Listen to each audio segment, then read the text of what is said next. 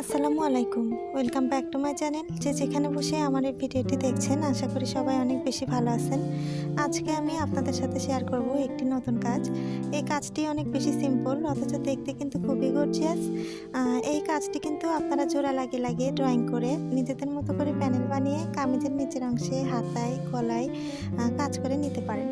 আবার কামিজের জমিনেও ছিটা ছিটা করে ছড়িয়ে এমব্রয়ডারি করে নিতে পারেন। এতে করে কিন্তু ডিজাইনটা অনেক বেশি ভালো লাগবে। এখানে কিন্তু আমি ডিজাইনটার সেলাই টিউটোরিয়াল ডিটেলস আপনাদের সাথে শেয়ার করব। আপনারা যদি পুরো ভিডিওটি না টেনে দেখেন, তাহলে আপনারাও কিন্তু এই ডিজাইনটা নিজেদের জন্য অনায়াসেই তৈরি করে নিতে পারবেন। আপনাদের বোঝার সুবিধার্থে ড্রয়িংটা একটু আপনাদের আমি দেখিয়ে দিচ্ছি। এখন আমি ফুলের এই লতাটা করে আপনাদের দেখাচ্ছি।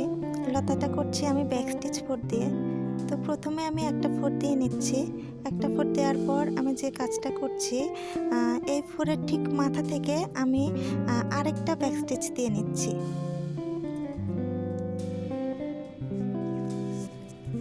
ব্যাক স্টিচ দেওয়ার পর এটা দেখতে একদম মেশিনের সেলাইয়ের মতন মনে হবে।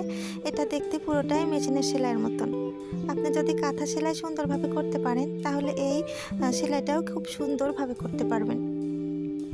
যখন কাঁথা সেলাইটা সুন্দর হবে, তখন এই ব্যাক স্টিচ সেলাইটা অটোমেটিক্যালি সুন্দর হবে। এতে বলার কিছু নেই, যখন সেলাই করবেন তখন আপনারা বুঝতে পারবেন। তবে অবশ্যই মাথায় রাখতে হবে যেন সেলাইগুলো ছোট বড় না হয়। ছোট বড় হলে দেখতে ভালো লাগবে না। সবসময় সেলাইগুলো সেম টু সেম দেওয়ার চেষ্টা করবেন। সেম টু সেম না হলেও তবুও দেওয়ার চেষ্টা করবেন। এই তো দেখুন আমি কিভাবে করছি, আপনারা ঠিক এইভাবে করবেন। সেলাই করার সময় সুই ধরে বেশি টানাটানি করবেন না, এতে করে সেলাই ভালো হবে না, কুঁচকে থাকবে, দেখতে ভালো লাগবে না। এভাবে করে কিন্তু আমরা পরের লতাটাও করে নেব।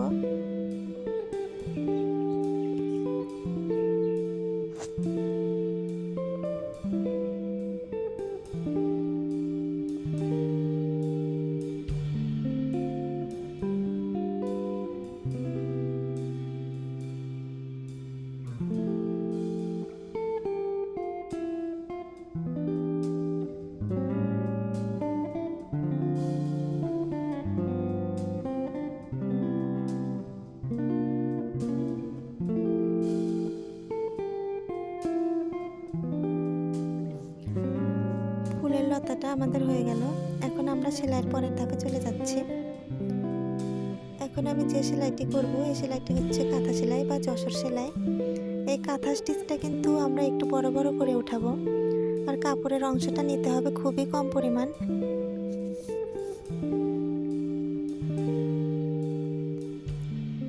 একেবারে অল্প অল্প করে কাপড়ের সুতাতে সুই উঠাতে হবে। আর ফোঁটা নেব একটু বড় বড় করে। খুবই সহজ এটা এবং খুবই দ্রুত হয়। আপনারা বাসায় ট্রাই না করলে বুঝবেনই না যে এটা কত দ্রুত হয়। খুবই ভালো লাগে এই সেলাইটা। যশোরে কিন্তু এই সেলাইটা খুবই বিখ্যাত একটা সেলাই। এই দেখুন আমি কিভাবে করছি,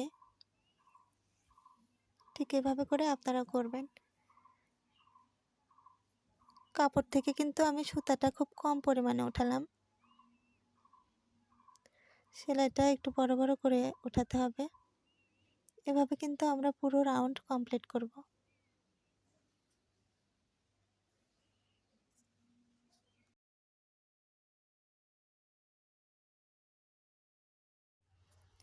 আমি সেলাইয়ের সব ডিটেলসেই আপনাদের সাথে শেয়ার করব আমার এই চ্যানেলে। তারপরেও যদি আপনাদের কোনো কিছু বোঝার থাকে বা কোনো কিছু আমার দেখানো স্কিপ হয়ে যায়, বলতে ভুলে যাই, তবে অবশ্যই কিন্তু আপনারা আমাকে কমেন্টস করবেন। আমি যতটুকু পারি আপনাদেরকে বোঝানোর চেষ্টা করব। আপনাদের কমেন্টসের রিপ্লাই দেব।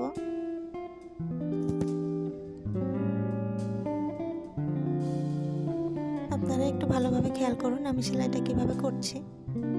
খুবই সহজ একটা সেলাই, আপনারা কিন্তু একবার দেখলেই পারবেন। এই তো আমাদের পুরো রাউন্ডটা কমপ্লিট হয়ে গেল।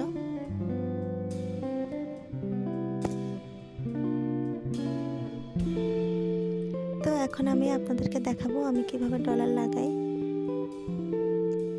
আমি এখানে ছোট ধরনের ছিদ্রযুক্ত ডলার ব্যবহার করছি।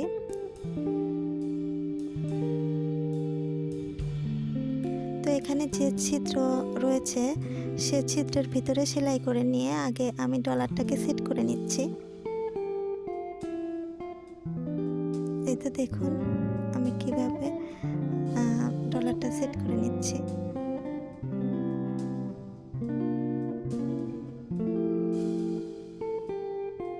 এই তো সেট করা হয়ে গেল। তারপরে এই ছিদ্রের পাশ থেকে সুতাটাকে তুলে নিয়ে নিচের দিকে একটা সেলাই করে দিলাম। এই তো এইভাবে এখানে কিন্তু আমি ডাবল স্টিচ করে নিচ্ছি। এই দেখুন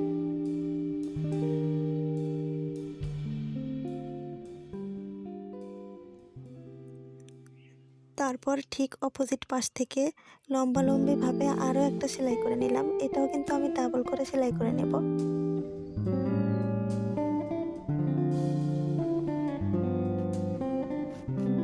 এই দেখুন আমি ডাবল করে সেলাই করে নিচ্ছি।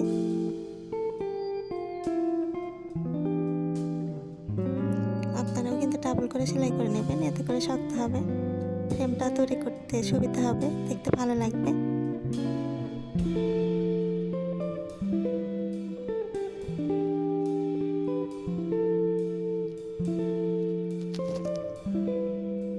এই তো এভাবে করে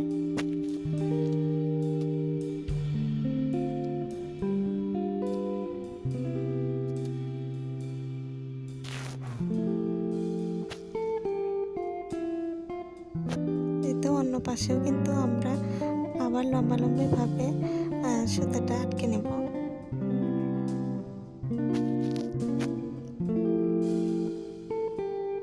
তো এভাবে করে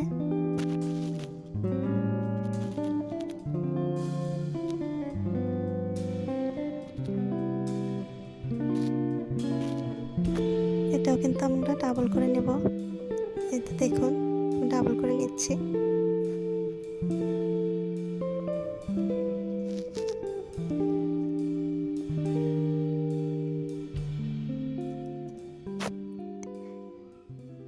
এবার এই পাশেও আমরা এইভাবে লম্বালম্বি ভাবে সেলাই করে নেব।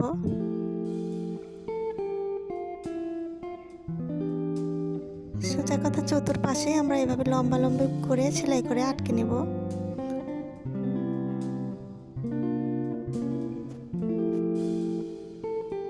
এটাও কিন্তু আমরা ডাবল করে নিব। এই দেখুন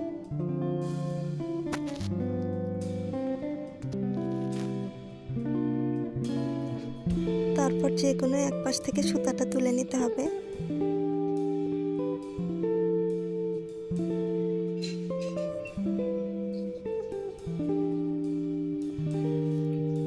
তারপর মাঝখানে যে সুতাগুলো আছে সেগুলো টেনে টেনে বোতাম স্টিচের মতন করে সেলাই দিতে হবে।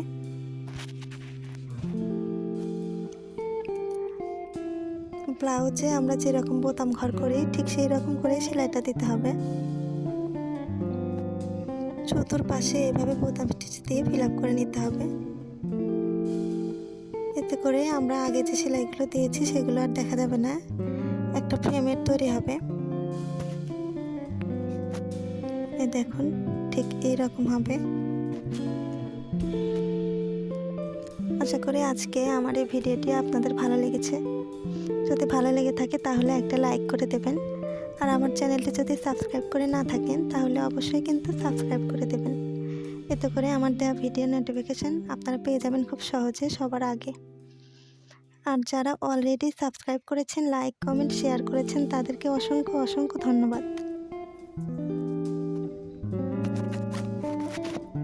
তো এই ক্ষেত্রে আমি বলছি এখানে কিন্তু আমি সুতা নিয়েছি, সুতি লাচ্ছি সুতা, এবং আমি এখানে 2 গুণ সুতা নিয়েছি। আপনারাও কিন্তু ভয়েল কাপড়ে কাজ করার সময় সুতি লাচ্ছি সুতা বা ডিএমসি সুতা নেবেন, এতে করে কিন্তু সেলাইয়ের ফিনিশিংটা ভালো আসবে, দেখতে ভালো লাগবে। আর সুতা কেনার সময় কিন্তু অবশ্যই দেখে শুনে কিনবেন। অনেক সময় দেখা যায় কি দোকানে সুতা অনেক দিন ধরে ঝোলানো থাকে বা খোলা থাকে, এগুলো সুতা সাধারণত নষ্ট হয়ে যায়। এগুলো সুতা দিয়ে সেলাই করলে সেলাই ভালো লাগে না, সুতা সেলাই মোটা মোটা হয়, দেখতে খুবই খারাপ লাগে। তাই সুতা কেনার সময় কিন্তু দেখে শুনে কিনতে হবে। এই দেখুন, কথা বলতে বলতে কিন্তু আমাদের ডলারের কাজ করা প্রায় হয়ে গেল।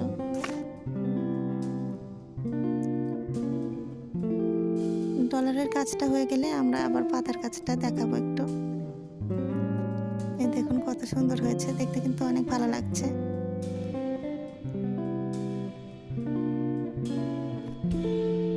এই তো দেখুন, এখানেও কিন্তু আমি ব্যবহার করছি সুতি লাচ্ছা সুতা। এখানেও আমি 2 গুণ সুতা নিয়েছি। এখানে আমি রানী গোলাপি কালার সুতা নিয়েছি। পাতার ভিতরে আমি দিয়ে দিচ্ছি ফিশবন স্টিচ। আর এই সেলাইটাতে মাঝখানে ফোঁড় দিয়ে দুপাশ থেকে ওঠাতে হয়। আমার মনে হয় এই সেলাইটা কম বেশি আপনারা সবাই পারেন। অনেকে বলেন যে ফ্রেম খোলার পরে সুতাগুলো উপরে উঠে আসে অথবা কাপড়ের সাথে কুঁচকে থাকে। এটা অনেক সময় হয় ফ্রেমটা ভালোভাবে না লাগানোর কারণে। ফ্রেমটা অবশ্যই কিন্তু টাইট করে লাগাতে হবে এবং সেলাই করার সময় সুই বা সুতা টানার ব্যালেন্স ঠিক রাখতে হবে। তো দেখতে পাচ্ছেন আমার পাতাগুলো কীরকম হচ্ছে। আপনারা কিন্তু এভাবে করেই তুলবেন। প্রত্যেকটা পাতায় কিন্তু আমি এই ফিশবন স্টিচ দিয়েই করব। এই দেখুন আমি কীভাবে করছি।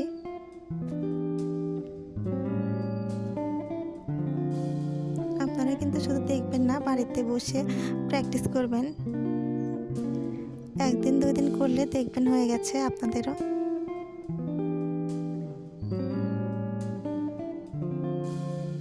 এই ফোঁড়টা খুব সহজ একটা ফোঁড়। এটাকে অনেকে আবার খেজুর ভরাট বলে, খেজুর পাতা সেলাই বলে এলাকা ভেদে। এই তো দেখুন আমি কিভাবে কাজটি করলাম।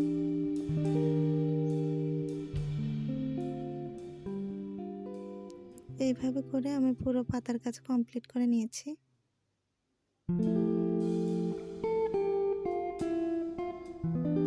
এই তো পুরো কাজ হওয়ার পরে আমার এরকম হয়েছে।